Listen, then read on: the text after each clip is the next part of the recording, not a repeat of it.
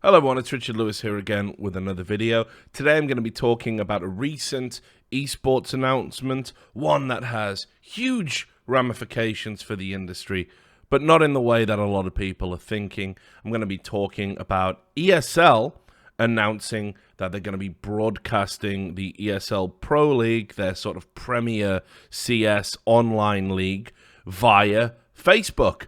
This announcement came out yesterday at the time of recording this. I want to say as well, I dropped hints that this was coming on our podcast By the Numbers that I do with Thorin. I've known about this for 2 months. As I've said for a while, it's not always appropriate now for me, working primarily as a broadcaster, to be putting information out in the public domain as if I was still an investigative journalist. I end up in a lot of rooms these days. I end up in, where we're talking about stuff like this. I end up in a lot of bars these days. It's not really me digging and finding a story. It's people flat out telling me, and I'm not the kind of guy who betrays trust, betrays confidences. So I dropped a hint that this might be coming on the podcast, just to see if anybody would sort of, pick up the crumbs. The clues were there. Nobody did. And the announcement seems to have blindsided a lot of people, which to me is very strange, because this is exactly what ESL have been looking to do for a while. That is, sell their products to other platforms, to other broadcasters, to make money. So you can see here, this is the announcement. It says Facebook is the new main broadcasting platform for CSGO Pro League and ESL 1. We are happy to announce that Facebook will be our main broadcast partner for the highest level of esports competition, the CSGO Pro League and the ESL 1 circuit, with full English and Portuguese coverage, which will be filling your screens exclusively on the Facebook platform and also available on embedded streams on the respective event websites. Over the last 2 years, Facebook has been consistently growing its capabilities as a video platform, as well as its presence in esports and gaming. Having been a part of this journey with them, we're excited to now be at a stage where we can take the next step towards realizing our shared ambition to grow the overall esports audience and to bring our sport to an even broader group of viewers than before. While in the past we have mainly shared stories and clips on the platform next to select streams, we're looking forward to providing a much more advanced viewing experience, which also connects to the existing Facebook pages of teams, players, and talents. And on it goes. Some statistics tells you it's going to start on January the 23rd. Now, okay, first off, let's just get a bit of history and a little bit of context. Bit of history here. You remember when ESL sold the rights to YouTube for the same product, and it was being broadcast over there? It's been there for, I don't know, it's hard to say. It might be 18 months, 2 years. I don't have the exact date to hand. But anyway, people were not happy about it. People said, oh, I like Twitch. I like to be able to say Kappa in the chat. I like all of this. It'll kill viewership, blah, blah, blah. This is a bad thing for the industry. People were resistant, and viewer numbers did go down. They did go down. Now, Facebook have been spending a lot of money trying to get premium content onto their platform. Well, you have to understand, there's a reason why Facebook is investing in all of this outside tech, right? Facebook doesn't want to be what Facebook is anymore. Zuckerberg is pretty fucking embarrassed, honestly. Because what is it? It's a glorified fucking calendar and a news feed. And they're already basically saying, actually, yeah, with all this like mad negative stuff that's been going on, for some reason, they're being accused of collusion in the Russian election and all this bullshit. Utter nonsense. They're having to sort of come out and diversify what the platform needs to be. I mean, they've been making headlines lately saying if you use Facebook, it'll make you depressed, because of the way it operates. So Facebook are very keen to explore other options. They've invested a ton in virtual reality technology. We all know about Oculus and that stuff. And they've also been looking to get premium streaming content on their platform as they look to diversify and become something different to what they were. I mean, let's be real as well. Anyone still using that shit? I've got a Facebook account, but is anyone using it for what Facebook is for? Nah. It's very much had its day, and they don't want the platform to die, become a MySpace or whatever, right? So they are constantly looking at options moving forward. Now, That being said, right, they haven't settled on what the identity is.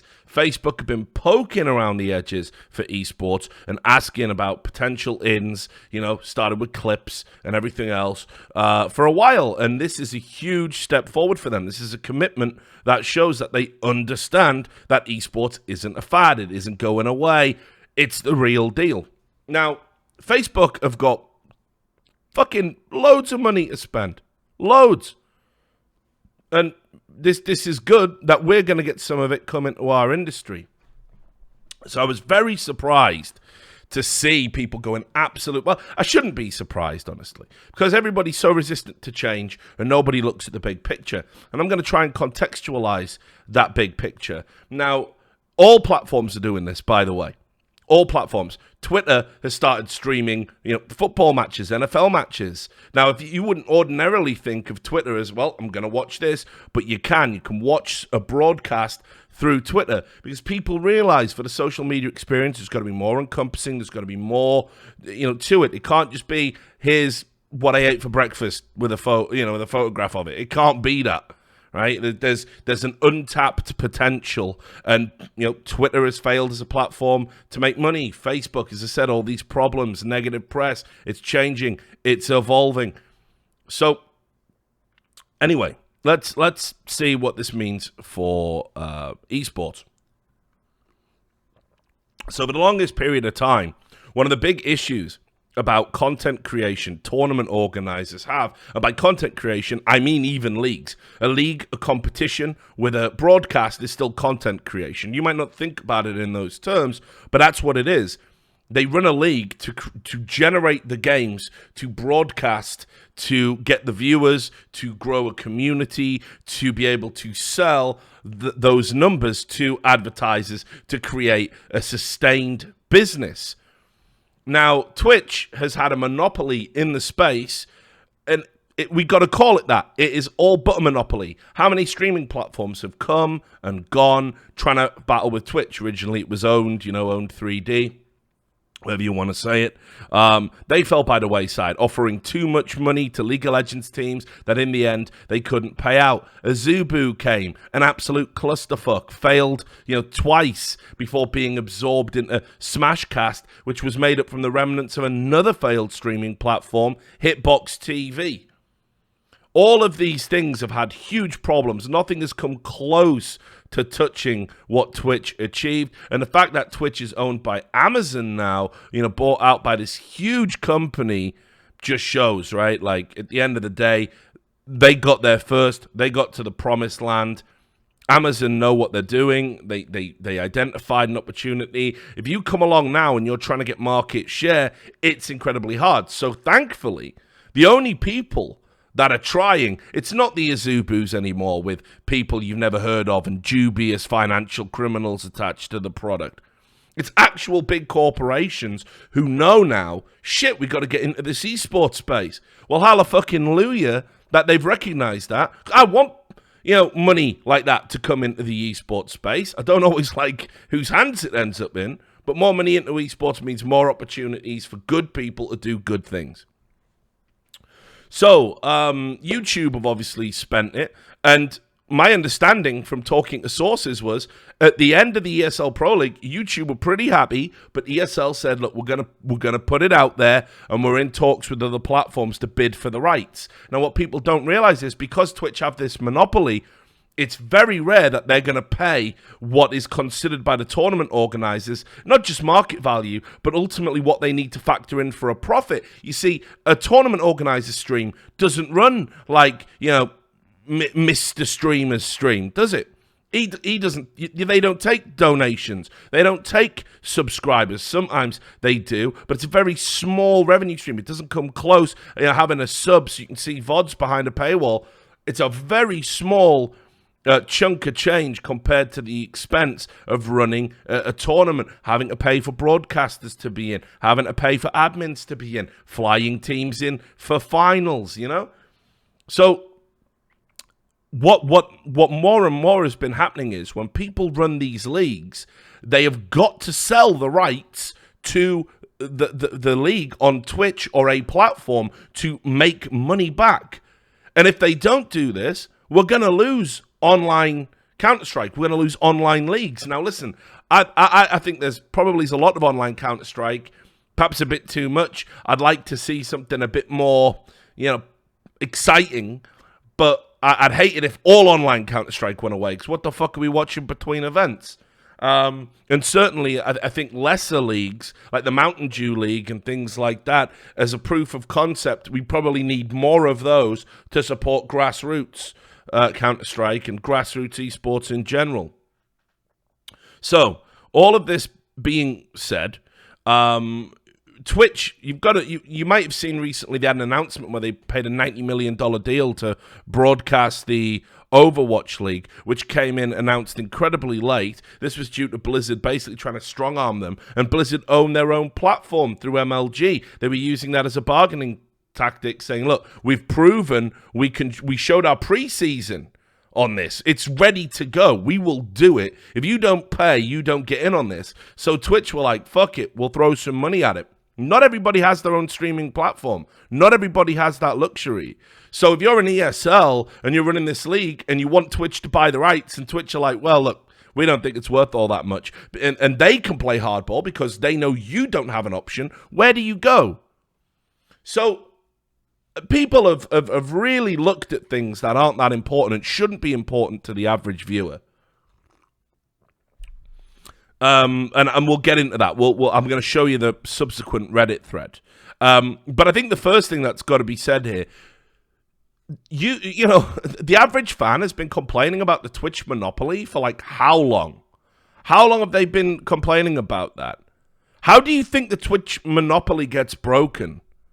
Is it by just having every tournament on Twitch? Or is it by inviting other streaming platforms to come into the mix? The Twitters, the Facebooks, the YouTubes, whoever's next, right? Maybe Reddit might go into streaming. God help us all if they do. But, do you think that's a way to maybe show to Twitch, like, well, we can take our product? I don't understand what you're talking about. People complain about the Twitch monopoly, and then when somebody comes in and tries to challenge it, you say, but Facebook, yeah. I don't, fuck Facebook. It's terrible. I don't want to go there. You haven't even seen what the quality's like.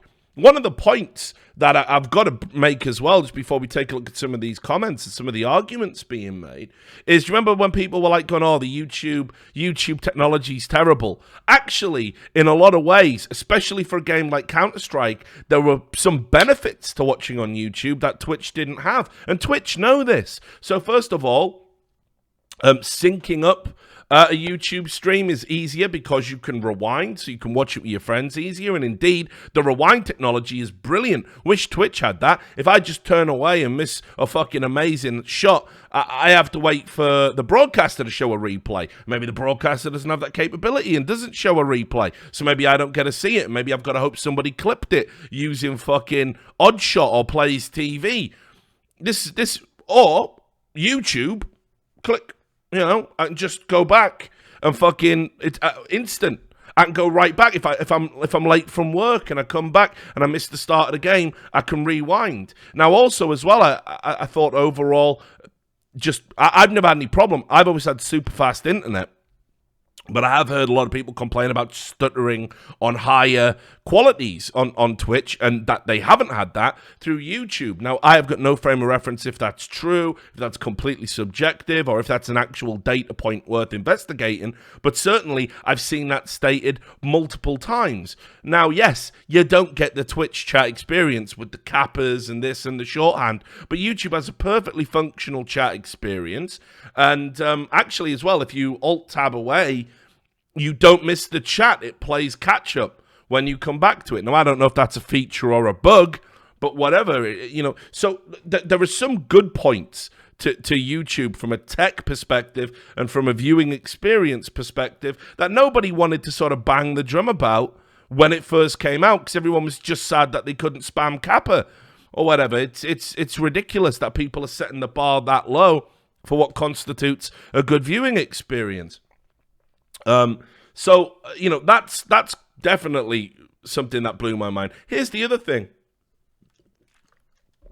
and I'll get into this. I'll bring up some examples from the Reddit thread. Because, like I say, I was very surprised at some of the arguments being made. So here it is. This is Facebook, the reaction. And you can see here, people are saying no chance in hell. This has got 3,400 upvotes, net upvotes. There's no chance in hell I'm going to use Facebook or anything. Well, so let's just address that straight away. If you want the esports model of creating a product, selling it to a broadcaster, being self-sustaining so businesses actually make money and therefore there is content to watch, if you want that to succeed, you really need to support this. Because otherwise, there's an expectation that tournament organizers are just going to hopefully be able to monetize it from the ether without selling the broadcasting rights. And let me tell you, broadcasting rights, I said it in 2016, I said it in 2017, this is the final fig leaf. Because I'm telling you, if you do not fucking let broadcasters sell the rights to other broadcasting platforms, it's pay-per-view. You have created a paradigm. You've created a world where the only thing left is pay-per-view in some form of collaboration with Twitch. So you're moving yourselves closer to something you profess not to want. So you better stand by this. And the people who are saying, I'm not going to watch, there's no real reason for it. I mean, sure, you might think Facebook are a sleazy, awful company. You might be right. Anybody who watches my podcast knows that, yes, they've done experiments on their user base and all this weird shit. So, okay, sure, that might put you off using Facebook. If you don't want to show support because it's Facebook, you just don't watch. Fair enough.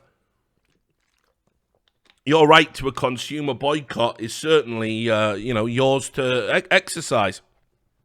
But ultimately, when you say something like, well, I'm not going to support this to show ESL not to sell their rights, you're basically saying, I only want Twitch to have dominance in the space. I only want tournament organizers to give away content to Twitch because of me. And I actually hope all these businesses eventually fail and stop putting on the events that we all watch. That is honestly what you're saying.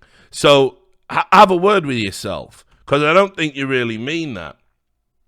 Then you can see here, massive misconception. YouTube might have its flaws, but at least you can remain anonymous. Well, first of all, the idea that companies like Google aren't collecting your information and using it is fucking absurd. All big tech companies, they know what you had for breakfast. They know what the constitution, whatever you want to say, of your last dump was. They know everything about you. And that's never going to change. So all companies are doing that. All companies are collecting information to market to you. All right? And yes, it doesn't help when Facebook executives are saying, ooh, we know all your dirty secrets. But all the companies do. But here's the thing. What do you mean remain anonymous? It's been stated plainly by ESL. You do not need to log in to a Facebook account to watch this stream. It is literally a platform. That is it. Then you can see, so ridiculous objection. Then you can see here, why do I feel like ESL is actively trying to kill their own events? Which is going to bring us to the point that I want to really focus on. And that's, the viewing numbers. Now, viewing numbers are super important in the esports industry, which is why everybody lies about them. And everybody does lie about them, whether it's, ye old Chinese fucking streams, or whether it's people view-botting, or whether, whatever it is, or people massaging the figures. Oh, well, we don't want peak viewership, but what about total hours watched? Whatever it is, everybody lies about the metrics because we consider this the metric through which to show growth, success, and bring advertisers in. So, it blows my mind why the average man on the street would care. It blows my mind. I've never heard in a bar anywhere any sports fan ever say to me, hey, did you see the Super Bowl viewing figures last night? No, never. Did you see the Monday night football viewing figures? No, never. Do you know how many people watch the Premier League on average? No. Nobody ever says that. Do you know why nobody ever says that? Because the only people it matters to are the fucking money men and the people trying to sell advertising. It shouldn't matter to you. at all, by the way. So, there's a fixation from the average esports fan that, if I'm watching something that's not getting high viewer numbers, is this the cool place to be? And I've noticed this down the years, that if something gets a lot of viewers, people will be more inclined to view it, right? That they'll watch it. You see this like snowball effect. It's very weird. It's almost as if there's a hardcore group within esports that don't even know or care what's going on the screen. But as long as other people are watching it and they can say they're a fan of the cool thing, they're all right with it. Well, look, that doesn't matter to fucking, most discerning fans, does it? I mean, it's nonsense. It's like people who you might tune in for one big event and never watch a season ever again, of like any sport. It's insane. So I don't know why people get so hung up on viewing numbers, and why would you care? Why would you care about viewing numbers? Viewing numbers, while maybe a measurement of success for seeing growth, how popular something is, it certainly means nothing to a broadcaster from the perspective of, if you're a new company and you want to get into the space, 20,000 is better than none, right? Simple as that. If you're Facebook and you've never broadcast an esports broadcast before, whatever you hit is going to be better than what you weren't getting before. Now, if they think there's a potential capacity for growth or the numbers are big, then they might re-up and buy another season, invest some tech into it, promote it a bit more through their huge sprawling portfolio of websites.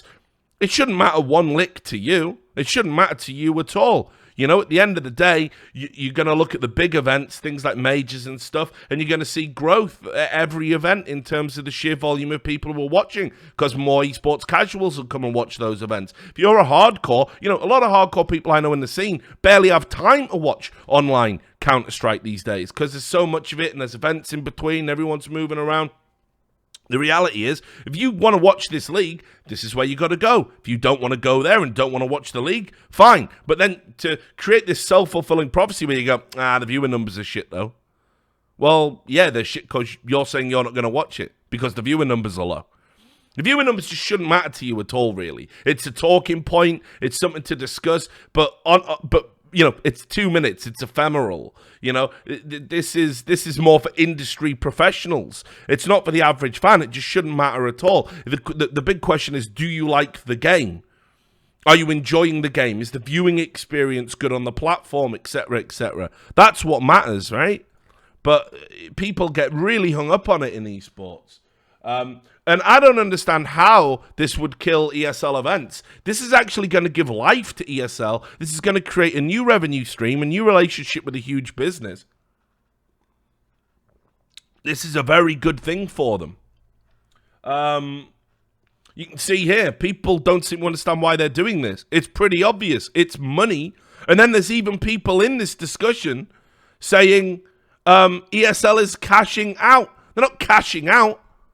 Cashing out implies they're taking money and then they're going to run away. And you can see here, look, maybe they know they can't profit from doing the online league in the long term, so they just ruin the league for a boatload of money. What comment is this? What does that even mean? What, they ruin the league by selling it and bringing more money into it? Selling the rights shows that they are committed to it as a product. Otherwise, they just let it swirl down the pan.